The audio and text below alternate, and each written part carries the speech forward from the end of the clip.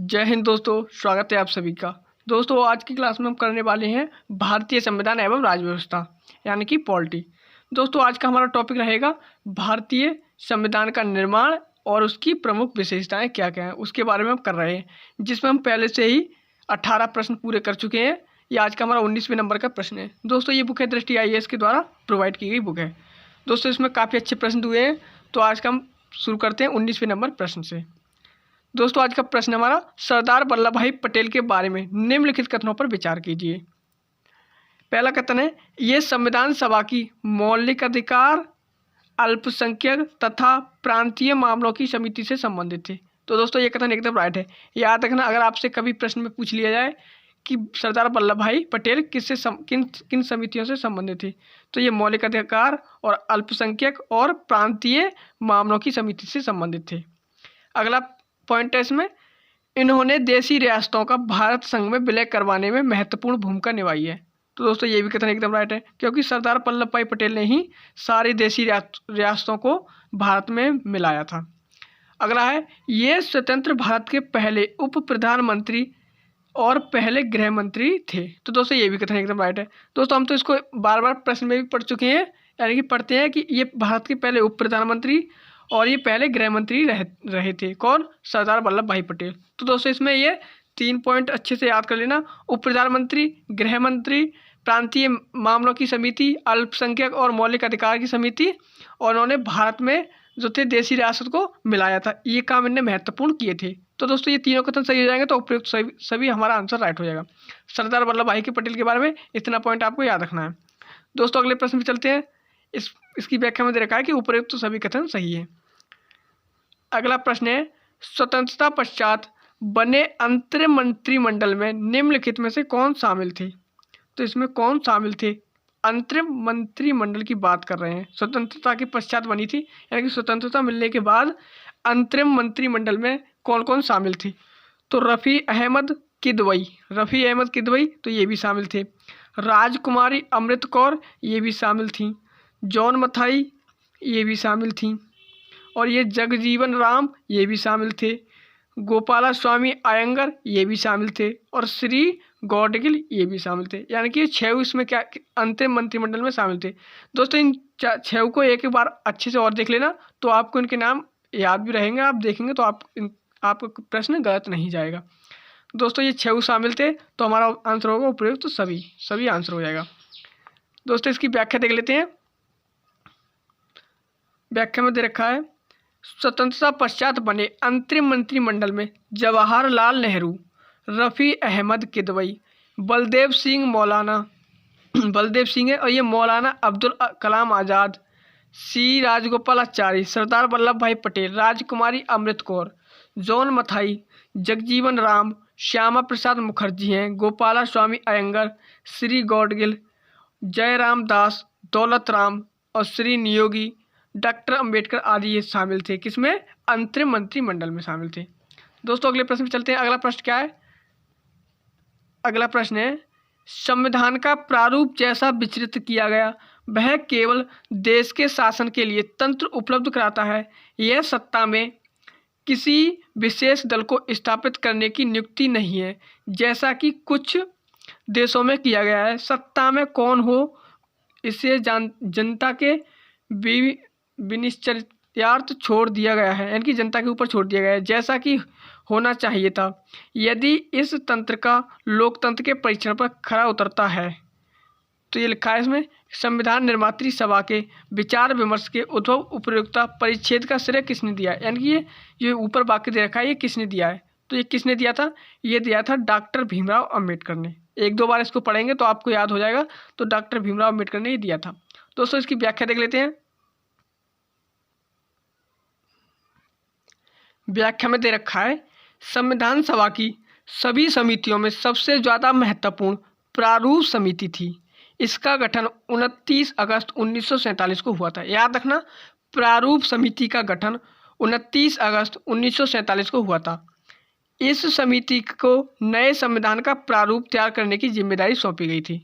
Doctor Bhimrao Ambedkar प्रारूप समिति के अध्यक्ष थे तथा उपयुक्त कथन इन्हीं के द्वारा कहा गया है। डॉक्टर भीमराव अम्बेडकर को भारत के संविधान के पिता तथा आधुनिक मनु की संज्ञा दी जाती है। याद रखना, अगर आपसे प्रश्न में डायरेक्ट पूछ लिया जाए कि आधुनिक मनु की संज्ञा किसे दी जाती है, तो डॉक्टर भीमराव अंबेडकर को। यही भी याद रखना, प्रारूप समिति के अध्यक्ष डॉक्टर भीमराव अंबेडकर थे। प्रारूप समिति का गठन कब किया गया, तो 29 अगस्त 1947 को इसका गठन हुआ था। ये भी पॉइंट आप महत्वपूर्ण है, इसे भी याद कर लेना। दोस्तों अगला प्रश्न है, संविधान सभा द्वारा अंगीकृत उद्देशिका के संबंध में, यानी कि जो उन्होंने जो अंगीकृत उद्देशिका थी उसके संबंध में कौन सा कथन सही है, इसमें से पूछा हुआ है कौन सा कथन क्या है इसमें सही है। तो देखते हैं पहला कथन, उद्देश्यों के कथन ने अपने सभी उत्तरवर्ती चरणों से संबंधित यानी कि संविधान के रूप निर्माण को अनुप्राणित किया। यह केवल एक प्रस्ताव भर ही नहीं था, बल्कि एक घोषणा, एक दृढ़ संकल्प और एक प्रतिज्ञा थी। तो दोस्तों ये भी कथन राइट है हमारा, ये भी कथन राइट है। इन कथनों को अच्छे से एक बार गौर से देख लीजिएगा। अगला है, इसने हमारे संविधान का अंतर्निहित दर्शन प्रदान किया है। हमारे संविधान का अंतर्निहित दर्शन प्रदान किया है। तो दोस्तों ये भी कथन राइट है। तीनों कथन राइट हो गए, तो हमारा आंसर होगा ऑप्शन सी। अब इस प्रश्न के बारे में, उद्देश्य संविधान सभा द्वारा अंगीकृत उद्देशिका के बारे में हम विस्तार से पढ़ लेते हैं। व्याख्या में दे रखा है, 13 दिसंबर 1946 को संविधान सभा में जवाहरलाल नेहरू द्वारा उद्देश्य प्रस्ताव प्रस्तुत किया गया था। तो दोस्तों कभी कभी प्रश्न में डायरेक्ट पूछा जाता है कि उद्देश्य प्रस्ताव कब पारित किया गया, तो ये पारित किया गया 13 दिसंबर 1946 को। 13 दिसंबर 1946 को प्रस्तुत किया गया था जवाहरलाल नेहरू द्वारा। किसके द्वारा? जवाहरलाल नेहरू द्वारा। ये पॉइंट 2 हो गए इसमें। यह भारत में हुए राष्ट्रीय आंदोलनों के प्रमुख मुद्दों के उचित सारांश के रूप में था। इसी में अगला पॉइंट है, यह प्रस्ताव उद्देशिका या प्रस्तावना के रूप में संविधान के विस्तृत विवरण का संक्षिप्त रूप था। इसलिए हमारा कथन तो एक सही है। यह प्रस्ताव मात्र प्रस्ताव न होकर एक घोषणा, दृढ़ संकल्प और प्रतिज्ञा के रूप में था। इस प्रस्ताव ने संविधान के स्वरूप एवं प्रस्तावना के निर्माण में महत्वपूर्ण भूमिका अदा की है, अतः कथन 2 भी सही है। अगला, यह संविधान की आत्मा है। इससे संविधान के दर्शन की स्पष्ट झलक मिलती है। के.एम. मुंशी ने प्रस्तावना को हमारे संप्रभु प्रजातांत्रिक गणराज्य की जन्म कुंडली कहा है। पॉइंट याद रखना दोस्तों, ये इसमें कभी कभी ये प्रश्न में पूछा जाता है कि के.एम. मुंशी ने प्रस्तावना को क्या कहा है, तो हमारे संप्रभु प्रजातांत्रिक गणराज्य की जन्म कुंडली कहा है। प्रश्न में कभी आपसे पूछ लिया जाएगा प्रजातांत्रिक गणराज्य की जन्म कुंडली किसे कहा जाता है, तो वो प्रस्तावना को किसने कहा था, तो के.एम. मुंशी ने कहा था। 2 पॉइंट याद रखना इसमें दोस्तों। महत्वपूर्ण पॉइंट को अगर आप नोट कर लेंगे तो आप रिवीजन करते समय अच्छे से प्रश्न को कर पाएंगे। दोस्तों इसमें प्रश्न में अगला प्रश्न हमारा, निम्नलिखित में से कौन सुमेलित नहीं है। 4 कथन दे रखे हैं कि ऑप्शन, और पूछा हुआ है कौन सुमेलित नहीं है। तो दोस्तों एक एक कथन को पढ़ते हुए चलते हैं। इधर दे रखे हैं स्रोत और इधर रखे हैं प्रावधान। पहला है भारत शासन अधिनियम 1935। तो इससे राज्यपाल, न्यायपालिका, लोक सेवा आयोग इत्यादि। तो दोस्तों एकदम राइट है। याद रखना, भारत शासन अधिनियम 1935 से राज्यपाल, न्यायपालिका, लोक सेवा आयोग इनको लिया गया था। दोस्तों अगला है ब्रिटिश संविधान। ब्रिटिश संविधान से संसदीय सरकार, विधि का शासन, विधायी प्रक्रिया, एकल नागरिकता, मंत्रिमंडलीय व्यवस्था, यानी कि इनको लिया गया है। तो एक बार और पढ़ लेते हैं। संसदीय सरकार, विधि का शासन, विधायी प्रक्रिया, एकल नागरिकता, मंत्रिमंडलीय व्यवस्था, ये ब्रिटिश संविधान से ली गई। ये भी राइट हमारा। अगला है आयरिश संविधान या फिर आयरलैंड का संविधान। ये आयरिश संविधान आयरलैंड का है। इसे मैं लिख देता हूँ आयरलैंड का संविधान। इससे निर्देशक सिद्धांत यानी कि नीति निर्देशक तत्व उनको लिया गया है, जिन्हें हम निर्देशक सिद्धांत कहते हैं। राज्यसभा में सदस्यों का नामांकन और राष्ट्रपति चुनाव की प्रक्रिया, एकदम राइट है। नीति निर्देशक तत्व जो भाग 4 में है, और राज्यसभा में सदस्यों का नामांकन और राष्ट्रपति चुनाव की विधि, ये इसी से ली गई है, आयरिश संविधान से। अगला है कनाडाई संविधान। कनाडाई संविधान से समवर्ती सूची और ये व्यापार की स्वतंत्रता और संसद के दोनों सदनों की संयुक्त बैठक। तो ये किससे ली गई है, तो दोस्तों ये ये किससे ली गई? ऑस्ट्रेलिया के सिद्धांत से ली गई, यानी कि ऑस्ट्रेलिया के संविधान से ली गई है। ये हमारे ऑस्ट्रेलियाई संविधान से ली गई, ना कि कनाडाई संविधान से। कनाडा के संविधान से नहीं ली गई। समवर्ती सूची है, व्यापार की स्वतंत्रता है और संसद के दोनों सदनों की संयुक्त बैठक, ये ऑस्ट्रेलिया के संविधान से ली गई है, ना कि कनाडा के संविधान से। तो ऑप्शन डी गलत हो जाएगा। प्रश्न में क्या पूछा हुआ था? प्रश्न में पूछा हुआ था कौन सा कथन सही नहीं है। ऑप्शन डी कथन सही नहीं है, ऑप्शन डी हमारा आंसर हो जाएगा। दोस्तों ये इसके ये दे रखे हैं, इन्हें अच्छे से एक बार पढ़ लीजिएगा या फिर इन्हें नोट कर लीजिएगा, रिविजन करते समय आपको याद आ जाएंगे। दोस्तों इसकी व्याख्या देख लेते हैं। व्याख्या में डी ऑप्शन दे रखा है। इसमें व्याख्या में दे रखा है कि समवर्ती सूची, व्यापार की स्वतंत्रता और दोनों सदनों की संयुक्त बैठक शब्दावलियां कनाडाई संविधान से नहीं बल्कि ऑस्ट्रेलिया के संविधान से ली गई, इसलिए विकल्प डी हमारा सही उत्तर होगा। उसमें पूछा था गलत कथन, तो इसलिए कनाडा के संविधान से नहीं, किससे ली गई? ऑस्ट्रेलिया के संविधान से। याद रखना, समवर्ती सूची है, व्यापार की स्वतंत्रता है और दोनों सदनों की संयुक्त बैठक होती है वो। दोस्तों प्रश्न नंबर अगला है संविधान सभा के किस सदस्य ने यह समाधान प्रस्तावित किया कि भारत का राष्ट्रीय ध्वज समान अनुपात में केसरी, सफेद और गहरे हरे रंग का क्षैतिज तिरंगा हो, जिसमें बीच में गहरे नीले रंग का एक चक्र हो? तो दोस्तों ये किसने कहा था? ये जवाहरलाल नेहरू ने कहा था। याद रखना, ये तिरंगा की जो है, तिरंगा के बारे में ये जवाहरलाल नेहरू ने किया। प्रश्न अगर आपसे पूछ लिया जाए तो गलत नहीं होना चाहिए, जवाहरलाल नेहरू आपका आंसर होना चाहिए। व्याख्या देखते हैं इसकी। जवाहरलाल नेहरू द्वारा यह समाधान प्रस्तावित किया गया कि भारतीय राष्ट्रीय ध्वज समान अनुपात में केसरी, सफ़ेद व गहरे हरे रंग का क्षैतिज तिरंगा हो व उनके बीच में गहरे नीले रंग का चक्र हो, अतः हमारा विकल्प ये सही है। 22 जुलाई 1947 को संविधान सभा ने वर्तमान ध्वज को भारतीय राष्ट्रीय ध्वज के रूप में अपनाया था। याद रखना 22 जुलाई 1947, डेट याद रखना, 22 जुलाई 1947 को संविधान सभा ने जो तिरंगा है हमारा राष्ट्रीय ध्वज उसको अपनाया था। दोस्तों प्रश्न अगला है, निम्नलिखित में से कौन संविधान सभा का अध्यक्ष था? संविधान सभा का अध्यक्ष तो वो थे डॉक्टर राजेंद्र प्रसाद। अस्थायी अध्यक्ष तो सच्चिदानंद सिन्हा थे। व्याख्या देख लेते हैं इसकी। संविधान सभा की प्रथम बैठक 9 दिसंबर 1946 को हुई थी। प्रथम अधिवेशन में सर्वमान्य रूप से डॉक्टर सच्चिदानंद सिन्हा अस्थायी अध्यक्ष चुना गया। मुस्लिम लीग द्वारा इस बैठक का बहिष्कार किया गया। याद रखना, जो 9 दिसंबर 1946 को बैठक हुई थी संविधान सभा की, उसको मुस्लिम लीग द्वारा बहिष्कार कर दिया गया था। ये भी पॉइंट आप दोस्तों याद रखना। 11 दिसंबर 1946 को राजेंद्र प्रसाद को संविधान सभा का स्थायी अध्यक्ष और HC मुखर्जी को उपाध्यक्ष चुना गया। दोस्तों कभी कभी प्रश्न में अगर आपसे पूछ लिया जाए कि उपाध्यक्ष कौन चुना गया, तो उपाध्यक्ष चुने गए थे 11 दिसंबर 1946 को HC मुखर्जी। याद रखना, हमें ये तो याद है कि राजेंद्र प्रसाद 11 दिसंबर 1946 को अध्यक्ष चुने गए, लेकिन उपाध्यक्ष हमें याद नहीं रहता, तो याद रखना HC मुखर्जी थे। दोस्तों प्रश्न नंबर अगला देख लेते हैं कि निम्नलिखित विद्वानों में से किसने भारत के संविधान को सीवन रहित जाल के रूप में अवधारित किया है? तो सीवन रहित जाल के रूप में किसने अवधारित किया है? तो यह किया है ग्रैनविल ऑस्टिन। दोस्तों पॉइंट याद रखना, महत्वपूर्ण है। ग्रैनविल ऑस्टिन ने भारत के संविधान को सीवन रहित जाल के रूप में अवधारित किया है, यानी कि ये भारतीय संविधान है वो सीवन रहित जाल है। अब देख लेते हैं इसके बारे में व्याख्या में।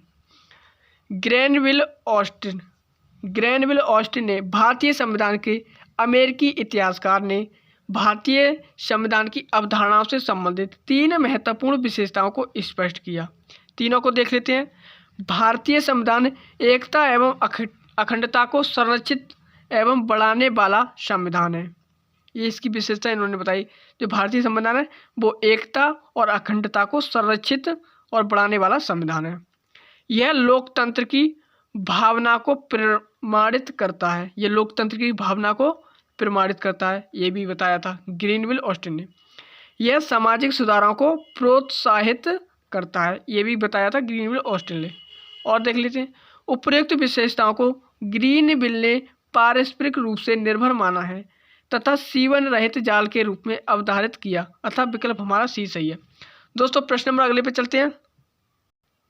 अगला प्रश्न है, भारत के संविधान के निर्माण में संविधान सभा की मदद करने वाले लोक सेवक निम्नलिखित में से कौन से? दो लोक सेवक की बात कर रहा है, तो वो कौन थे?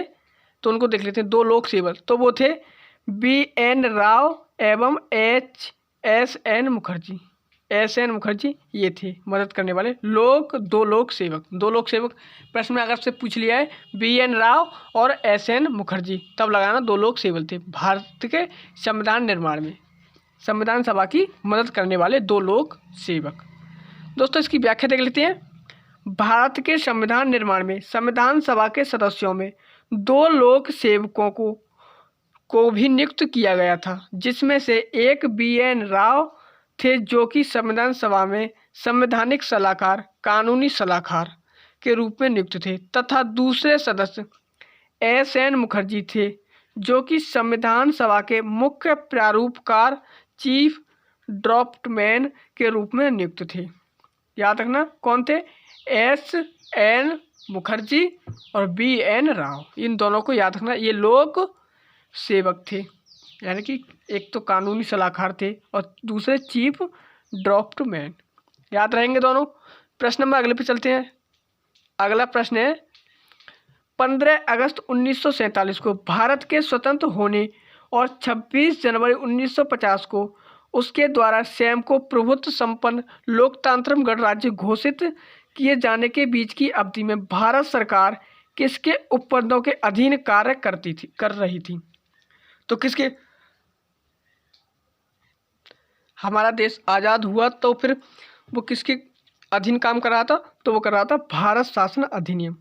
भारत शासन अधिनियम 1945 तक ये काम कर रहा था। कब से? यानी कि ये 15 अगस्त 1947 से लेकर 26 जनवरी 1950 के बीच जो भारत शासन अधिनियम 1935 था उसके प्रावधान काम कर रहे थे। याद रखना इस अवधि के बीच में भारत शासन अधिनियम। दोस्तों अगर आपसे प्रश्न में पूछ लिया जाए कभी भारतीय संविधान में भारत शासन अधिनियम से सर्वाधिक प्रावधान लिए गए, ये भी पॉइंट याद रखना। दोस्तों इसमें व्याख्या दे रखी है कि 15 अगस्त 1947 को स्वतंत्रता प्राप्ति के पश्चात और 26 जनवरी 1950 को संविधान लागू होने तक भारत सरकार भारत शासन अधिनियम 1935 के उपबंधों के अधीन कार्य करती रही। अतः विकल्प हमारा ए सही है। 26 नवंबर 1949 को स्वतंत्र भारत का संविधान पूर्ण रूप से तैयार हो गया था तथा संविधान की 4 व्यवस्थाओं अंतरिम संसद, नागरिकता, चुनाव व संविधान के अस्थायी प्रावधान तुरंत लागू कर दिए गए। शेष संविधान 26 जनवरी 1950 को लागू हुआ क्योंकि संविधान निर्माता भारत के प्रथम पूर्ण स्वराज दिवस 26 जनवरी 1930 की स्मृति को संजोए रखना चाहते थे, इसलिए 26 जनवरी को लागू किया था। इसलिए 26 जनवरी को गणतंत्र दिवस मनाते हैं। दोस्तों इसमें अगला प्रश्न हमारा, इनमें से कौन भारत के संविधान की प्रारूप समिति का सदस्य नहीं था? तो जो थी प्रारूप समिति का सदस्य नहीं था, तो प्रारूप समिति के सदस्य कौन नहीं थे? MK गांधी नहीं थे। MK गांधी, महात्मा गांधी नहीं थे। दोस्तों इसमें KM मुंशी, BR अम्बेडकर यानी कि डॉक्टर भीमराव अम्बेडकर और कृष्णा स्वामी अय्यर, ये सब प्रारूप समिति के क्या थे? सदस्य थे। याद रखना दोस्तों उनको। दोस्तों इसमें दे रखा है कि 29 अगस्त 1947 में भीमराव अम्बेडकर की अध्यक्षता में गठित प्रारूप समिति में 7 सदस्य थे। कौन कौन थे? तो डॉक्टर भीमराव अम्बेडकर ये अध्यक्ष थे, N Gopalaswami Ayyangar, Alladi Krishna Swami Iyer, doctor KM Munshi, Syed Mohammed Saadulla, N Madhav Rao और T कृष्णामाचारी, ये 7 सदस्य थे। तो इनको भी याद रखना। सैयद मोहम्मद सादुल्ला, KM माधव राव ये स्वास्थ्य कारणों से BL मित्र के त्यागपत्र देने के पश्चात बने थे। याद रखना अगर प्रश्न में पूछ लिया है अगर इतना ही कि BL मित्र के त्यागपत्र देने के पश्चात प्रारूप समिति के सदस्य उनके स्थान पर किसने लिया? तो लिया था N माधव राव। याद रखना। और ये T कृष्णामाचारी हैं, ये 1948 में DP खेतान की मृत्यु के पश्चात बने थे। याद रखना ये DP खेतान की मृत्यु के पश्चात बने थे। अगर आपसे प्रश्न में कभी पूछा जाता है तो इनको भी याद रखना। दोस्तों प्रश्न में देखा है कि उपयुक्त में से कौन सम्मिलित है? इधर ये अध्यक्ष दे रखे हैं और इधर ये दे रखे हैं प्रारूप समिति। प्रारूप समिति इसके अध्यक्ष हम बार बार पढ़ चुके हैं, डॉक्टर B.R. अम्बेडकर ये थे प्रारूप समिति। और मौलिक अधिकार, तो दोस्तों मौलिक अधिकार दोस्तों हम इसके बारे में पीछे पढ़ चुके हैं। जैसे मौलिक अधिकार है अल्पसंख्यक, जनजातीय, अपरिचित, इनके कौन थे? तो इनके थे सरदार वल्लभ भाई पटेल। याद रहेगा, सरदार वल्लभ भाई पटेल थे इनके, यानी कि ये रखें सरदार वल्लभ भाई पटेल। तो दोस्तों ये भी सुमेलित नहीं है, ये भी सुमेलित नहीं है। अगला है राज्य समिति। तो दोस्तों राज्य समिति, राज्यों के लिए समिति, तो उसके थे जवाहरलाल नेहरू थे। राज्य समिति के जवाहरलाल नेहरू थे। संघ शक्ति समिति, इसके भी जवाहरलाल नेहरू थे। संघ शक्ति समिति, इसके भी जवाहरलाल नेहरू थे। तो दोस्तों ये भी सही नहीं है, ये भी सुमेलित नहीं है। उपरोक्त में से कोई सुमेलित नहीं है, तो इसमें पूछा है युग्म सुमेलित है, तो आंसर क्या होगा? उपरोक्त में से कोई सुमेलित नहीं है। ऑप्शन डी हमारा आंसर होगा। अब इनके बारे में समिति के अध्यक्ष एक बार इसमें व्याख्या में देख लेते हैं। तो संविधान निर्माण के विभिन्न कार्यों के निष्पादन हेतु संविधान सभा ने कई समितियों का गठन किया। इन समितियों और उनके अध्यक्षों के नाम तालिका में दिए हैं। समितियां या उपसमितियां, इधर अध्यक्ष और सदस्य दे रखे हैं। प्रारूप समिति डॉक्टर भीमराव अंबेडकर ये अध्यक्ष थे। 7 सदस्य थे इसमें। 29 अगस्त 1947 को इसका गठन हुआ था। अगला इसमें मौलिक अधिकार अल्पसंख्यक तथा जनजातीय एवं अपरिवर्जित क्षेत्रों संबंधी सलाहकार समिति, जो सलाहकार समिति थी उसके सरदार वल्लभ भाई पटेल थे। दोस्तों हम पढ़ते हैं सिर्फ और सिर्फ सलाहकार समिति, तो सरदार वल्लभ भाई पटेल के बारे में पढ़ते हैं। तो इसको भी याद रखना, मौलिक अधिकार है, अल्पसंख्यक है, जनजातीय है, अपवर्जित है, इसके सबके सरदार वल्लभ भाई पटेल थे। अगला है प्रांतीय संविधान समिति। प्रांतीय संविधान समिति ये भी सरदार वल्लभ भाई पटेल थे। संघ शक्ति समिति जवाहरलाल नेहरू। और यह राज्यों के लिए समिति या राज्यों के साथ समझौता वार्ता के लिए ये थे जवाहरलाल नेहरू। तो संघ समिति, राज्यों के लिए समिति जवाहरलाल नेहरू, प्रांतीय संविधान समिति, सलाहकार समिति, मौलिक अधिकार अल्पसंख्यक सरदार वल्लभ भाई पटेल हैं, और प्रारूप समिति डॉक्टर भीमराव अंबेडकर थे। प्रारूप समिति का गठन 29 अगस्त 1947 में किया गया। हम पीछे प्रश्न में देख चुके हैं, जिसमें ये 7 सदस्य थे। 7 सदस्यों को भी हम देख चुके हैं। दोस्तों अगला प्रश्न है, निम्नलिखित कथनों पर विचार कीजिए। 2 कथन दे रखे और पूछा हुआ है प्रश्न में कौन सा कथन सही है। सही कथन पूछा हुआ है। कथन में दे रखा है कि भारत के राष्ट्रपति के निर्वाचन का प्रावधान संविधान लागू होने की तिथि से प्रभावी हुआ था। तो दोस्तों ये वाला कथन क्या है हमारा? गलत है। दोस्तों 26 नवंबर 1949 को जब संविधान अंगीकृत किया गया था, तो 4 पॉइंट यानी कि जो 4 थे, यानी कि अंतरिम संसद, नागरिकता, चुनाव व संविधान के जो अस्थायी प्रावधान थे, अस्थायी प्रावधान थे, ये तुरंत लागू कर दिए गए। बाकी प्रावधान 26 जनवरी 1950 से लागू हुए थे। तो दोस्तों इसमें दे रखा है कि तुरंत तिथि से प्रभावी हुआ था, तो इसलिए वाला गलत हो जाएगा। पहला है लोकसभा के पहले चुनाव के तुरंत बाद दल बदल का प्रावधान पहली बार प्रयोग किया गया था। तो दोस्तों ये वाला भी कथन गलत है, क्योंकि दल बदल का जो कानून का प्रयोग कब किया गया था? ये किया गया था 1989 में इस कानून का प्रयोग किया गया। दोस्तों ये भी गलत हो जाएगा, ये दोनों गलत हो गए। तो आंसर क्या होगा? ना तो 1 और ना ही 2, ना तो 1 ना ही 2, ये हमारा आंसर होगा। अब इसके बारे में व्याख्या देख लेते हैं, दोनों कथनों के बारे में विस्तारित रूप देखते हैं। व्याख्या में भारत के संविधान को 26 नवंबर 1949 को अंगीकृत किया गया।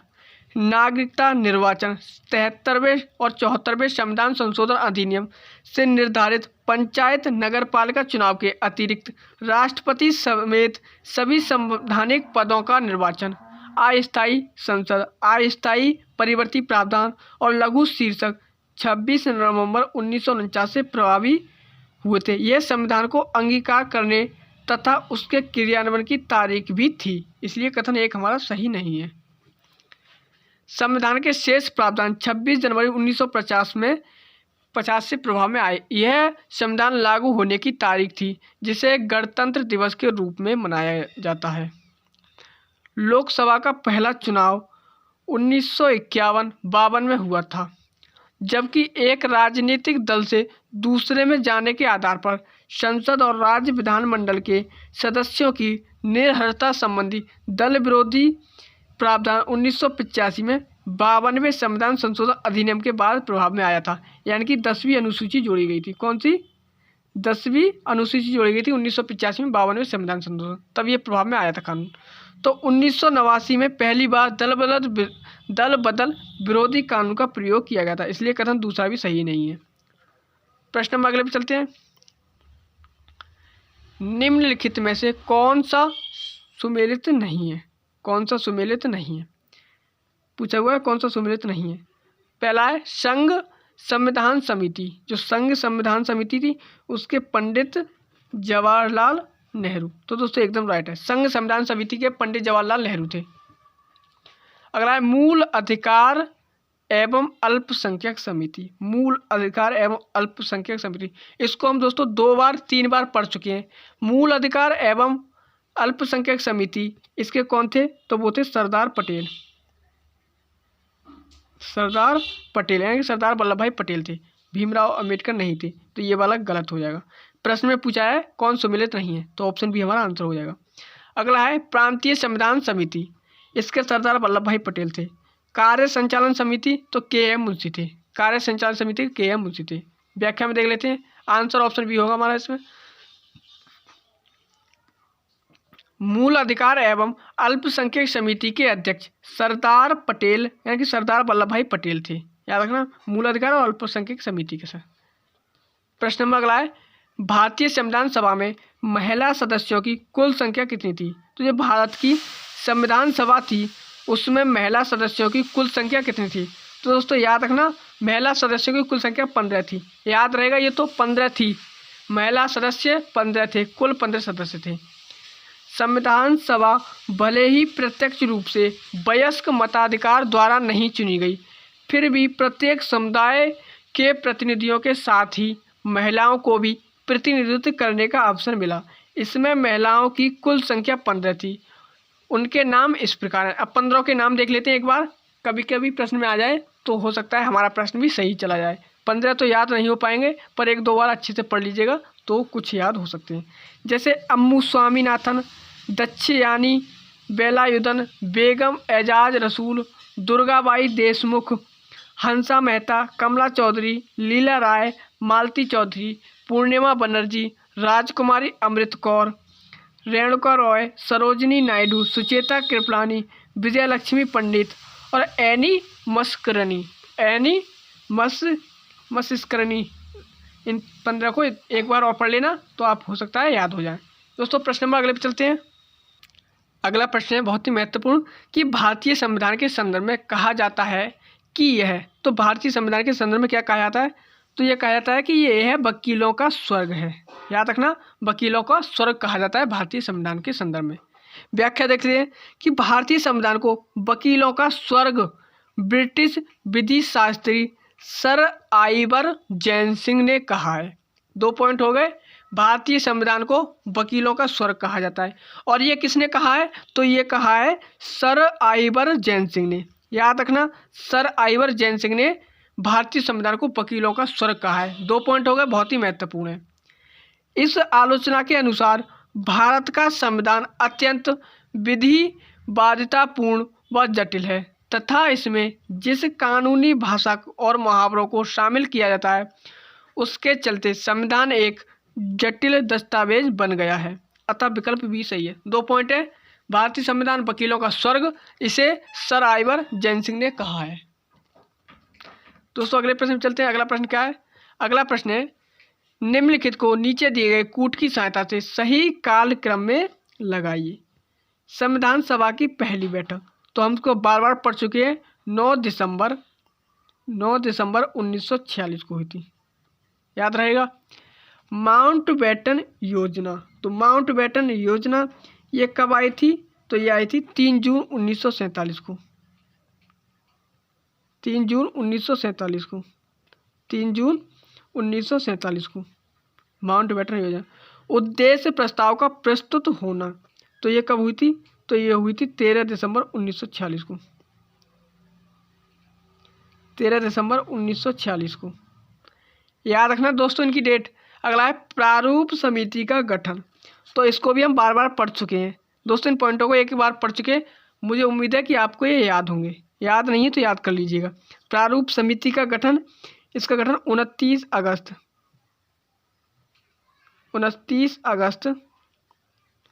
1947 को, याद रहेगा। संविधान सभा की पहली बैठक 9 दिसंबर 1946 को। इसमें अध्यक्ष कौन थे? तो वो थे सच्चिदानंद सिन्हा, जो कि अस्थायी अध्यक्ष रहे। फिर माउंटबेटन योजना आई थी 3 जून 1947 को। फिर उसके बाद उद्देश्य प्रस्ताव का प्रस्तुत हुआ था, ये हुआ था 13 दिसंबर 1946 को। फिर हुई थी प्रारूप समिति का गठन, ये 29 अगस्त 1947 को हुई थी। 29 अगस्त 1947 को हुई। अब इनको कालानुक्रम में लगा लेते हैं। तो पहला आएगा हमारा 1, उसके बाद क्या आएगा? उसके बाद आएगा हमारा 3, फिर उसके बाद क्या आएगा?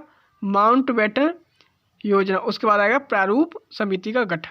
तो क्या आएगा? 1 3 2 4, 1 3 2 4 ऑप्शन बी में रखा है, ऑप्शन बी हमारा आंसर हो जाएगा। दोस्तों इनकी डेट को याद कर लेना, प्रश्न में आपसे भी पूछा जा सकता है, या फिर सही कालक्रम में पूछा जा सकता है, या फिर डायरेक्ट देकर डेट देकर, या फिर ये देकर पूछा जा सकता है। तो संविधान सभा की प्रथम बैठक 9 दिसंबर 1946 को हुई, जिसमें सर्वमान्य रूप से डॉक्टर सच्चिदानंद सिन्हा को अस्थायी अध्यक्ष चुना गया था। 13 दिसंबर 1946 को संविधान सभा में जवाहरलाल नेहरू द्वारा उद्देश्य प्रस्ताव प्रस्तुत किया गया। यह भारत में हुए राष्ट्रीय आंदोलनों के प्रमुख मुद्दों के उचित सारांश के रूप में था। 3 जून 1947 को लॉर्ड माउंटबेटन ने अपनी योजना प्रस्तुत की, जिसमें भारत की राजनीतिक समस्या को हल करने के विभिन्न चरणों की रूपरेखा थी। प्रारूप समिति का गठन 29 अगस्त 1947 को हुआ, जिसकी प्रमुख जिम्मेदारी संविधान सभा का प्रारूप निर्धारित करना था। इसके अध्यक्ष कौन थे? तो डॉक्टर भीमराव अंबेडकर थे। ये भी पॉइंट याद रखना। दोस्तों अगला प्रश्न है, निम्नलिखित में से किसने संविधान सभा के विचार विमर्श में भाग नहीं लिया था? तो दोस्तों संविधान सभा के विचार विमर्श में भाग नहीं लिया था।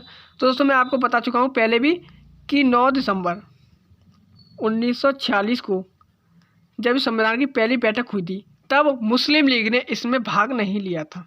याद रखना, मुस्लिम लीग ने तब इसमें भाग नहीं लिया था, कांग्रेस ने लिया था। कांग्रेस तथा मुस्लिम लीग दोनों ने। तो दोस्तों ये इसमें दोनों आ गए, तो इसलिए क्यों कांग्रेस ने तो लिया था। तो ऑप्शन बी हमारा राइट आंसर हो जाएगा। व्याख्या देखते हैं। मुस्लिम लीग द्वारा मुस्लिमों के लिए एक अलग संविधान की मांग को लेकर संविधान सभा बहिष्कार किया गया। इस तरह संविधान सभा की पहली बैठक 9 दिसंबर 1946 में मुस्लिम लीग ने भाग नहीं लिया, तथा दूसरी बैठक 20 जनवरी 1947 का भी बहिष्कार किया था। याद रखना, जो संविधान सभा की दूसरी बैठक हुई थी, कब हुई थी? 20 जनवरी 1947 का भी बहिष्कार किया था। याद रखना, इसका भी बहिष्कार कर दिया था मुस्लिम लीग ने। तो दोस्तों ये क्लास हम यहीं तक रखते हैं, जिसमें आज हमने 36 प्रश्नों तक कर लिए। हर प्रश्न को हमने अच्छे से देखा और उसकी व्याख्या भी देखी। मुझे उम्मीद है कि आपने भी अच्छे से इन्हें देखा होगा, समझा होगा और नोट भी किया होगा। रिवीजन करते हुए आपको दोबारा रिवीजन करेंगे तो याद हो जाएंगे। तो दोस्तों ये क्लास यहीं तक रखते हैं, मिलेंगे अगली क्लास में। तब तक के लिए जय हिंद।